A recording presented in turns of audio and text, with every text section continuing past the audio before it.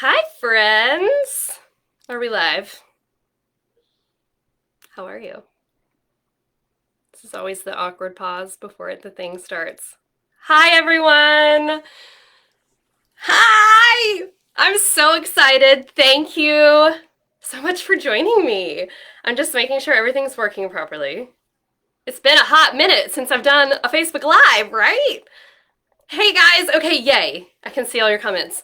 Hi everyone, thank you so much for joining me.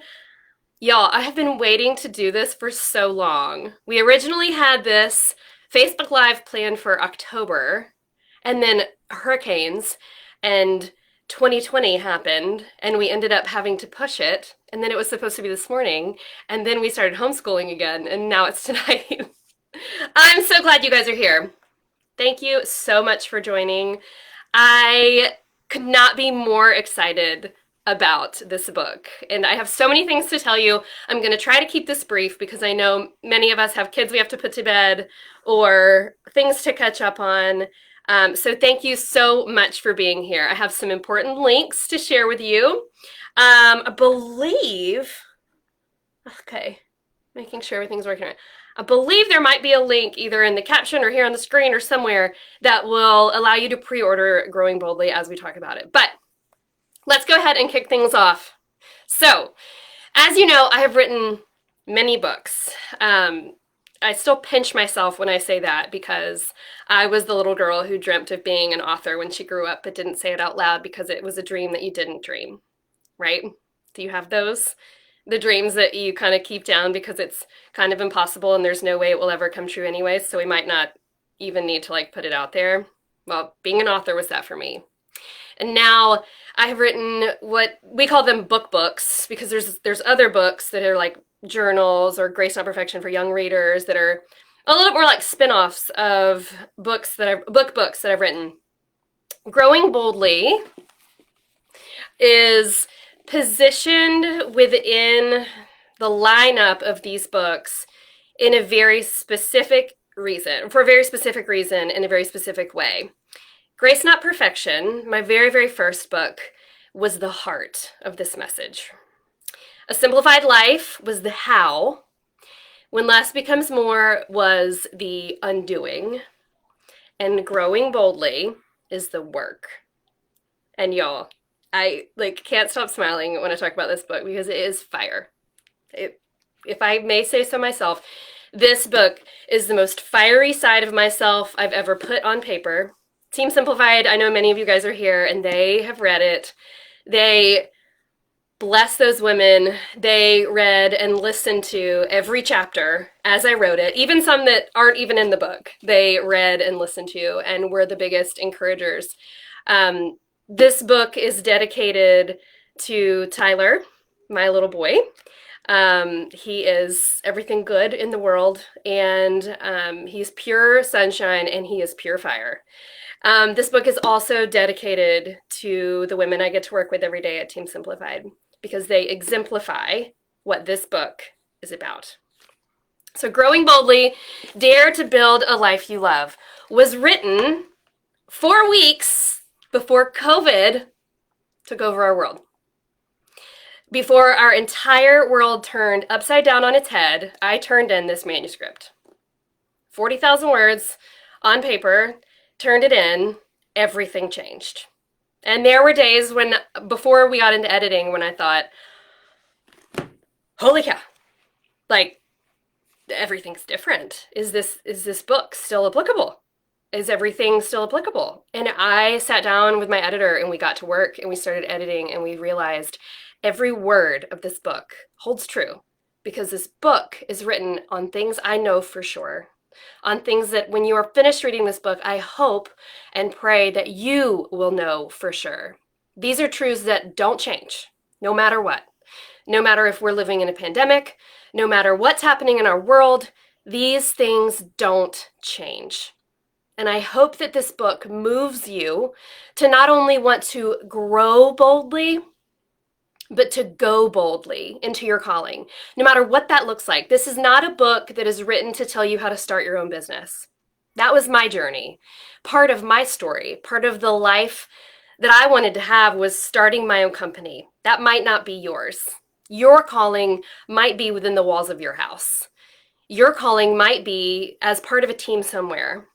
Your calling might look completely different than mine, but whatever your calling is, whatever your life that you love is that you want to build, I hope that this book not only helps you look at where you are and then where you are going, but I hope it helps you enjoy the process. Because what I have learned through the process of growing boldly over the last 30, almost 38 years, is that the process is where all the fun is found. It's where the joy is found, even in the broken parts, even in the hard parts, even in 2020. This is where we are broken down to be built back up, and that is part of the process. So, before I get ahead of myself, I want to tell you, naming books is the hardest part of writing a book. For me, it's like naming a child. Like it tells you things about the book, and you want to nail it. You want to get it right. And Grace Not Perfection, before I even wrote the words of Grace Not Perfection, I knew that was the name of it. I just knew because those words were so special to me. This book, I knew one of the words that I wanted to be in the title. I wanted the word build to be in the title because my whole life, even before I was an entrepreneur, when I was a businesswoman, climbing more of a corporate ladder, let me shut my email off so y'all don't have to listen to it ding while we do this. I loved the word build. The word build was my word. That was what I wanted to do with my life. I wanted to build things that mattered. I wanted to build things that held true. I wanted to build a great family, a strong marriage. I wanted to build a career that I could be proud of. I wanted to build a legacy. Build was my word, is my word. And I knew I wanted the word build to be in the title. And build, well, the subtitle. I knew I wanted the word build to be in the subtitle because building to me is action, it's movement, it's forward progression. And when you're building something, you're putting your heart and soul into it, no matter whatever it is. And to do that, to build boldly, that's growth, right? And so that's where the title of the book came from. I also knew it was yellow before I even wrote a single word. I just knew that I wanted it to be bright and vibrant and really communicate that like strength and fire that goes into all of this. So the word build is what the entire book is based on. It's separated into 5 sections, and build is the system by which you grow boldly or go boldly into your calling. This is an acronym that I've broken down so that it's very easy to remember and it's really, really actionable. The 5 letters, the B-U-I-L-D, these are the 5 sections of the book. And then the chapters are broken out in the middle of them. B, believe in who you are. In that section, we explore that in so many different ways. You utilize what you have. Leave no stone unturned. Don't discount anything. Not the good stuff, not the bad stuff, not what you have behind you, not what you have in front of you. Utilize what you have. I imagine the life you want. You have to visualize it so that you know where you're going. L, love people well. Be a good human. Love people well. D, do what matters and forget the rest. Okay, so those are the 5 sections. I will say this book is written in a much different way than other books that I've written. Like I said, it's the most interactive book that I've ever written. It is going to require you to do work as you read. There's a lot of beautifully illustrated kind of like worksheets for you to think through, thought starters and that sort of thing. But at the end of every chapter, I close the chapter with 2 things, a benediction and a reflection. And I've never done this before, but it was on my heart as I was writing. I would finish a chapter and then I would feel like I just wanted to like pray over the words. I wanted to pray over the women who were reading it. And I did that, but then I thought, I feel like these words shouldn't just be here in my heart. I should put these on paper and include these in the book as sort of a blessing to you as you think about what you read, as you think through the stories, which I'll tell you a little bit about the stories in a minute, but as you do that, I want these words to be a balm to you, a blessing to you as you do the hard work. Then a reflection is where I ask you some questions for you to do some really deep digging and thinking about some things, about where you're going, about where you want to go. So each chapter closes with a benediction and a reflection, which was just really a really neat way to kind of format the book. This book does not just include stories from myself. This book includes stories from lots of other incredible women who have gone up against unthinkable things, sometimes very tragic things, to build lives they love. Even because, in spite of, including their entire journey.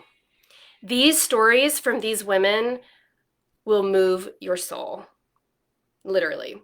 There are some stories in this book that will bring you to tears, happy tears, heartbreaking tears. The stories of this book from these women are just incredible, and I'm so grateful. You know who you are.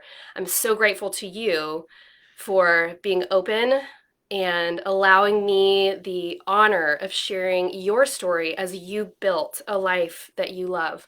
I know that your journeys not like mine, your journeys like mine were not perfect, and they were hard, and you had to do work. And I thank you for sharing that with all of the readers that are going to read these stories. Again, I want you to remember as you read, or as when you do finally get this book in your hands, February 9th, that the journey is where the joy is found, right? Okay, I have an excerpt I would like to read to you, and that will tell you this book is not printed inside. This is just the cover, because we're so far out from February. But I wanted to read you a little excerpt, and so I have my manuscript, part of it here. Okay. This book is written with love and hope and is centered on truths that are unchanging. Life is short. You are worthy. And it's entirely possible to bloom in the driest of seasons, to flourish when life feels as if it's falling apart. Even if your heart has been ravaged by grief, fear, overwhelm, or uncertainty, my hope is that the words in this book help you evaluate where you are, determine where you'd like to be, and map out a solid plan for how you're going to get there. The best part of my journey has been the growth that's happened in my own heart along the way. I've discovered who I am, who I'm not, what I'll stand for, what I'll compromise on, and what I'll go to bat for, even if I have to pay a price. I'm going to invite you to challenge the idea that where you are today is as good as it gets. And together, we're going to push our boundaries, challenge what we think we know about ourselves, strip the layers of doubt and fear, and allow ourselves to be inspired by stories of other courageous women owning their imperfect journeys and building lives they love, even in the face of unprecedented hardships and tragedies.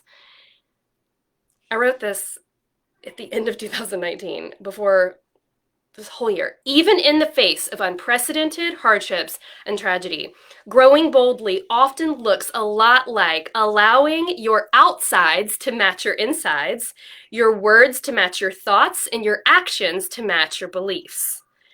Do you ever feel the disconnect? The distance between who you are at your very core and the way you're living at home, at work, or in your circle of friends. Bridging that gap takes work, but mostly it requires courage, the courage to own what you want, and the confidence to go out on a limb despite the fear of criticism or failure. You can build a life you love if you are willing to do the work. Now, in closing, before I tell you about the launch team, I want to tell you a story. This story has nothing to do with my life at Simplified or as an author. This has a lot to do with my life pre any of this. I was 23 years old. Now I was working at a local Pensacola place. I'll spare them naming them. I worked at a local Pensacola place, and I was in graduate school, and I was studying public administration, and I had a dream of working at a nonprofit organization doing work that really fired me up and making an impact on our community. And I saw an ad for the role of executive director of our city ballet. I was a ballerina, I was a dancer my whole life. Arts and education is extremely important to me. I went to an art school when I was in elementary school. My mom taught there for many, many, many years. And this to me seemed like the perfect role, but I was 23 years old. And my professional experience included not a whole lot. But I went to the interview. I did my absolute very best. I was extremely passionate about the role, and I was ready to work for it. And I got the job. I still am surprised I got the job, but I got the job. And I went back to my employer and I sat down. I went into a woman's office who I very much respected. I went to her office and I sat down across from her. Desk was here. She was here. I was on the other side of the desk. I sat down and I said, I'm so excited. I just wanted to let you know I've already told the boss. I've already let them know that I'm putting in my notice, but I was selected to be the new executive director of the ballet. And I'm so passionate about this. I can't wait to do it. I'm just so excited and wanted to let you know. And she looked at me and she said, I know a lot of people that applied for that job that were really qualified. Why did they choose you? And I mean, still to this day, it makes my heart race because I remember how I felt in that moment. And I thought, what? First, I was really disappointed. I was my feelings were hurt. And before my brain could catch up with my mouth, I looked at her and I said, because I'm the girl for the job. That's why. And I left. And I did a great job. And it was really hard. And I was really young, and I have so many stories from that role that made me who I am. But I was the girl for the job. And I didn't have a resume that said I was the girl for the job. I didn't have tons of connections in the community that got the job for me. Something in my gut told me I am worthy and I want it. And I might not be the most talented, best resume in the room, but I will outwork you. True story. Still true. And I will never forget that experience because I developed a little bit of grit in that role, a little bit of gumption from that conversation. And it sticks with me, and it makes me look at things that happen that are hard, and it makes me look at mountains that I need to climb, and it makes me look at impossible scenarios and think, we can do this. We can do this. We can outwork this. We can make things happen. And I hope that a little bit of that gumption and grit will rub off into these pages and be meaningful to you too. Thank you so much for your kind words. I can't wait to go back and read the comments later. I can't concentrate and read your comments, but there's so many of them and I can't wait to go read them later. Y'all, this book means the world to me. It is a huge part of my heart. It's a different piece of my heart than I have shared before. And the opportunity to share the hearts of other women is something I'm really proud of in this book, and is something I'm very excited to share with you. And so we are opening the doors to the launch team. The link is in the caption here. It's emilyloe.co, not com, emilyloe.co/GB-launch team. GB stands for Growing Boldly -launch team. I would love for you to go and apply. Spoiler alert, if you apply, you are accepted. I am leaving the launch team wide open. Last time, we capped it at 500 people. It filled up in 3 minutes. And I was really sad because I fully believe every woman has influence, no matter her following, no matter how many Instagram followers she has. You all have influence. And some of the most influential people I know aren't even on social media. So I hope that you will come and join me. We will be we have a private Facebook group. We'll be doing private Facebook Lives. I'll be sharing behind the scenes stuff, press stuff as it happens.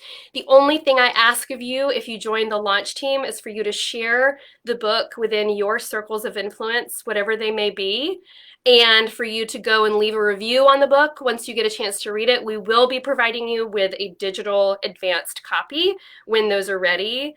And I cannot wait to get in that group and mobilize everyone. And we've already got the Facebook group loaded with graphics for you to share. We even have a beautiful like couple pager, a document that has lots of quotes from the book that you can share any way that you'd like. This book, I fully believe, and not just because of my story, but some of the other stories in here, I fully believe this book is going to change people's lives. I think this is a book that we need after 2020. I think a lot of us feel stuck, and that's the perfect place to start. So thank you so much for joining me here tonight. Thank you for bearing with all of the schedule changes of this live. It has been it has just been such a fun book to write, and I cannot wait to put it out into the world. It releases February 9th. And you can go ahead and pre-order it now everywhere books are sold. And I will tell you, because I get asked this question a lot, I am reading the audio version. I'm actually going to record it in a couple of weeks. And I'm so excited. The audio version is actually also going to have a bonus chapter. So we're finalizing that now, and it's all about working from home and how to grow boldly when life feels a little bit impossible, right? Okay. Thank you guys so much. I am going to go and read all your comments, and I just thank you so much for being excited about this book. And if you have any questions, please put them in the comments, and I will try to come back later and answer them all. Okay? Thank you guys. Good night.